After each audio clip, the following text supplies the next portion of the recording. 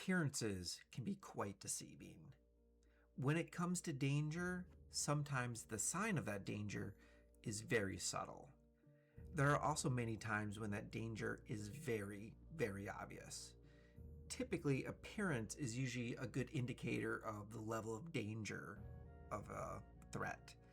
But within the depths of a dungeon or in the dark part of a woods, the novice adventurer might see something adorable or comical in appearance instead of something quite life-threatening.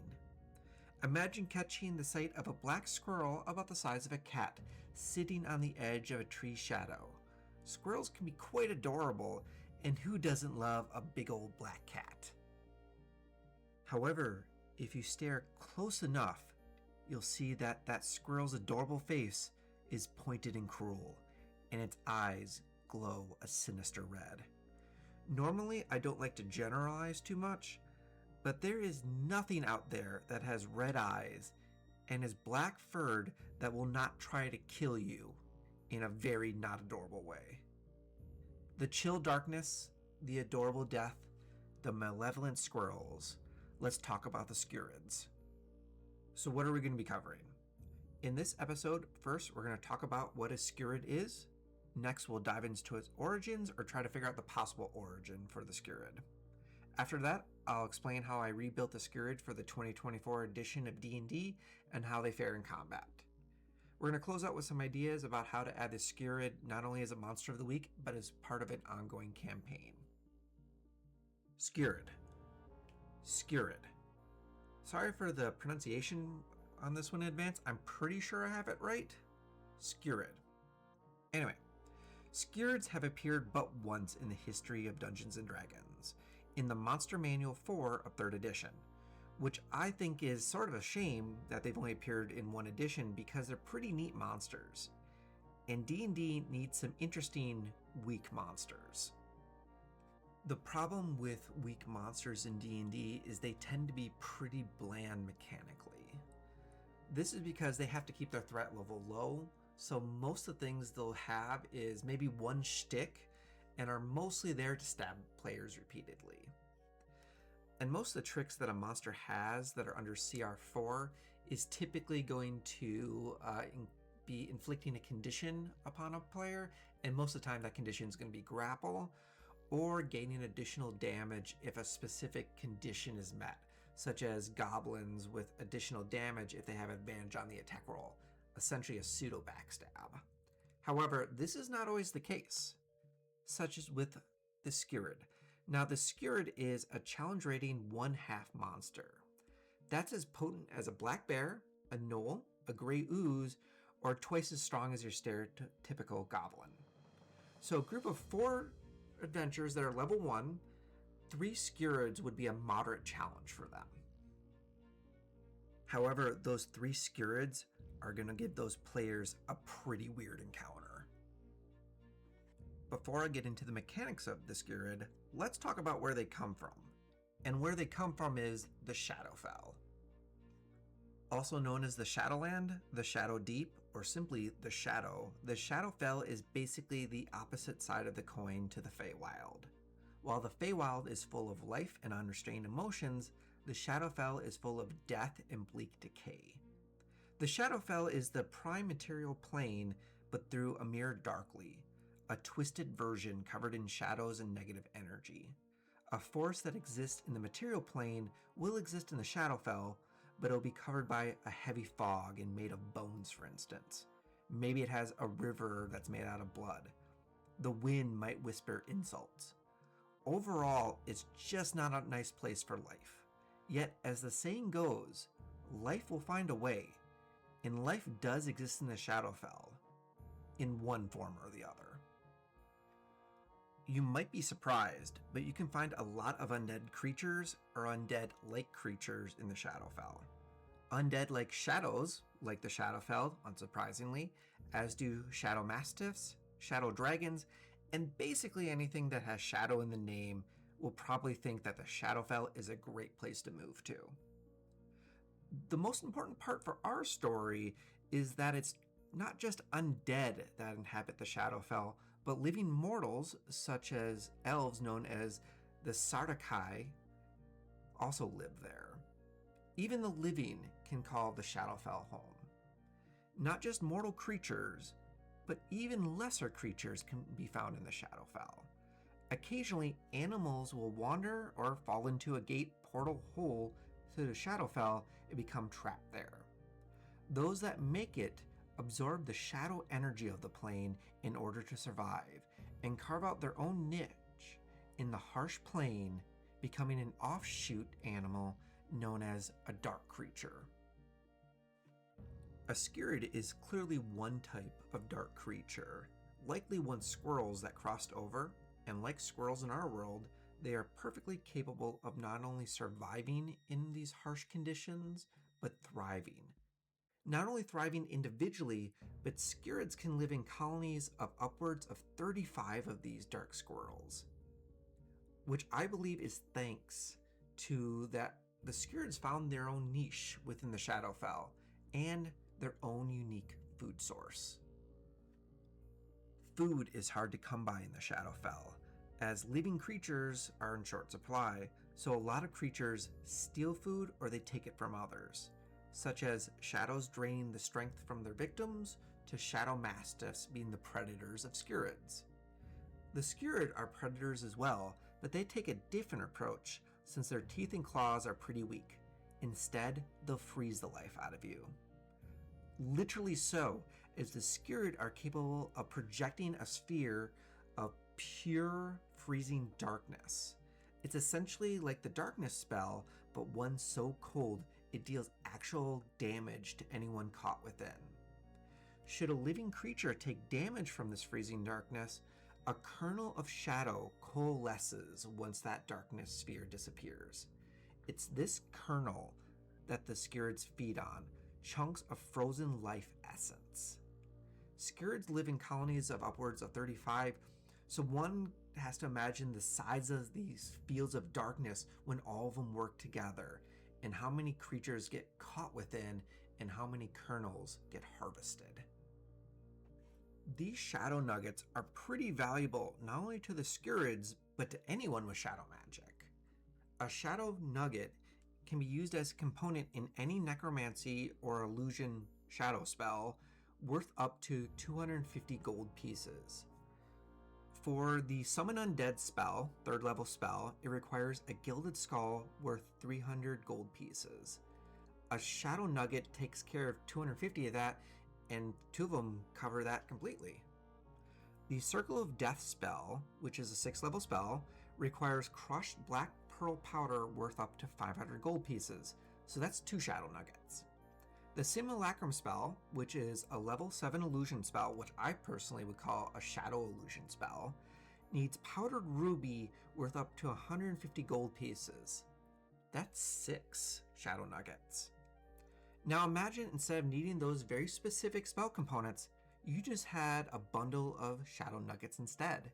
With those shadow nuggets, you don't need all those very specific components. And a spellcaster with a bit more flexibility is always terrifying. And those shadow nuggets might be easier to acquire by just hunting down a Skiurid colony, or having several cages that you can feed victims to. The cold darkness is just one of the tricks that the Skiurids have up their paws, so let's get into the mechanics of them.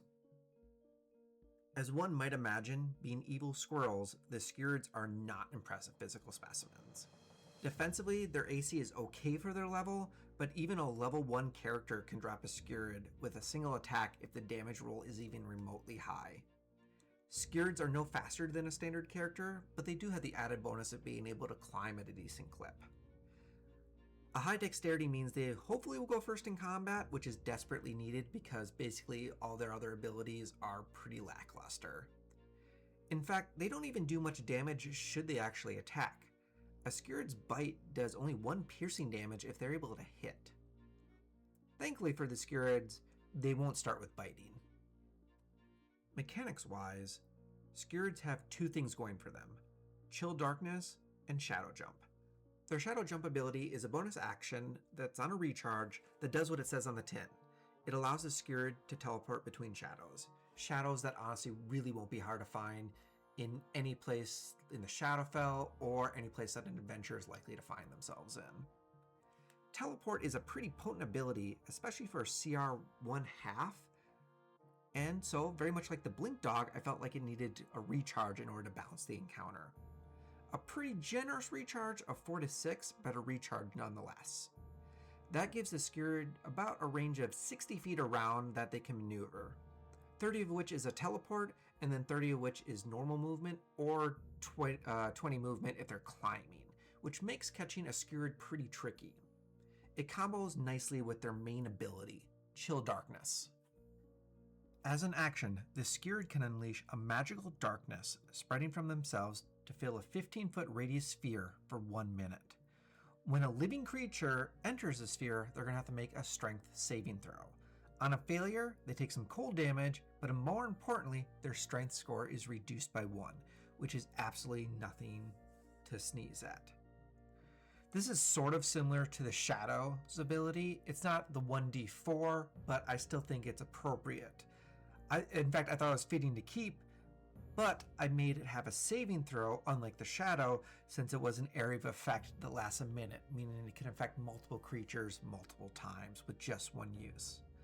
I also gave it a recharge, so the Skiurid couldn't use it all the time, but still often enough to be a threat, as well as allow a group of Skiurid to have some battlefield control, doing it to be basically a sphere of darkness. I see a fight with Skiurids almost more of a challenge than a true combat, what with the Skiurid being so weak yet so mobile, and with their battlefield control. The real trick is going to be trapping or getting to them than actually bringing one down. In an encounter, the Skiurid want to have the element to surprise, and hopefully their stealth allows them to get there. Once initiative is rolled, I see the Skiurid immediately blitzing in to get as many adventurers as possible within that 15 feet to use Chilled Darkness, and then shadow jumping away to hide, leaving the party in that Chilled Darkness getting their strength drained away. A level 1 party going against 3 Skiurid is going to have 3 Chilled Darkness fields to deal with, which could be placed in such a way that forces the party to go through 2 or more of these Chilled Darknesses if the terrain's not favorable, like in a building or on a narrow path. In the meantime, a brave Skiurid could try to make a quick bite, running in and then jumping out, but honestly they'd be smarter just to hide and bide their time until they can use Chill Darkness again. Or they might just hide and wait for the party to leave, hoping to get the unnoticed nuggets when the adventurers leave. Besides being a random encounter in the Shadowfell or in a dark forest, one of the more interesting story opportunities is the Skiurid's Shadow Nuggets, with their value and their plethora of uses. One story idea could be about a low-level party that needs information from an individual. Unfortunately, that individual is no longer with the land of the living, perhaps killed by the big bad, taking the head, so no speak with dead. Instead, the party needs a cleric capable of resurrection, and they're able to find one. Unfortunately, the cleric needs 1,000 gold gem, specifically a diamond, to resurrect them. The party could try to find, earn, purchase, steal that diamond, or the cleric has heard of the Skiurid and their Shadow Nuggets. Just 4 of those Shadow Nuggets would be enough. 4 Shadow Nuggets, which means the party has to either track the Skiurid as they're hunting, or become the prey and allow themselves to suffer the Chilled Darkness, and hope they're able to get to the Shadow Nuggets before the Skiurid are able to. Let's say a group of Shadow Elves have set up at some sort of isolated location, an abandoned building or cave that a Skiurid colony lives in. Sort of like beekeepers looking for honey, the elves enter the Skiurid colony to harvest nuggets. The problem being that the Skiurid require more than flowers to make the nuggets, and the elves aren't interested in being those flowers. Do you know who likes to go into dark, scary places that will almost certainly get themselves killed for money? The elves could hire young adventurers to retrieve something that was lost in the area. How your players could come involved in the plot is initially as initially as young adventurers who get hired to clear out a few of the squirrels. Later on, the party hears from another adventuring party who did the same.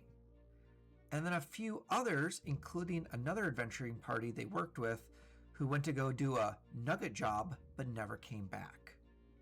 How does your party handle this group of elves in the colony? Taking out the elves would stop the nugget job, but then the colony is no longer being kept in check and possibly could grow to threaten the entire area, the entire region. Taking out the colony protects the ignorant young adventurers, but could leave the elf village without their primary source of income. Another story could be about a village that once a year a tear between the material plane and the Shadowfell appears, and hundreds of Skiurids run about the countryside. Villagers and farmers do their best to lock up the animals and keep themselves safe from the blots of darkness that ravage the countryside on Shadow Night. This has been going on for generations, and while people do get hurt, it's sort of become a part of life. There might even be like festivals or holidays, either warning of the day beforehand or even about surviving it. As it turns out, there's a wizard that really likes those shadow nuggets as material components for their spells. On Shadow Night, the wizard opens up a gate to the Shadowfell and baits the Skiurid to the countryside. The party can get involved by showing up on or before Shadow Night and gets hired to figure out where the Skiurid are coming from, and then when they discover the origin, have to convince the wizard one way or another to stop. What about a Skiurid as a pet? Surely there are crazy wizards out there that would love to have a squirrel familiar that can also provide reagents. The story can be based around a wizard, such as a poor teenager that managed to get into a prestigious mage school due to their aptitude, but whose parents can barely afford to keep them in robes, let alone buy all the books, scrolls, and reagents their child needs. Each spell cast means the parents have to work longer and longer hours. The teenager comes up with a delightful idea: catching and training a Skiurid that can make suitable reagents for free, ignoring the life-draining bit. A party could be hired to catch one of these Skiurids and help the young wizard train it / hopefully not get anyone killed by the chill darkness. I guess training the Skiurid to just occasionally drain the teenage wizard is the good ending here. It's easy to think as low-level creatures as boring. To be fair, some really are. However, I think that does a disservice by dungeon masters at all levels of play. Even simple creatures can be a tantalizing mystery or a deadly surprise in the right circumstances. Maybe not to high-tier adventurers, but the people that need protecting are certainly not that. The Skiurid may be a low challenge with their chill darkness, but they could still be a harbinger of opportunity or a greater darkness behind them.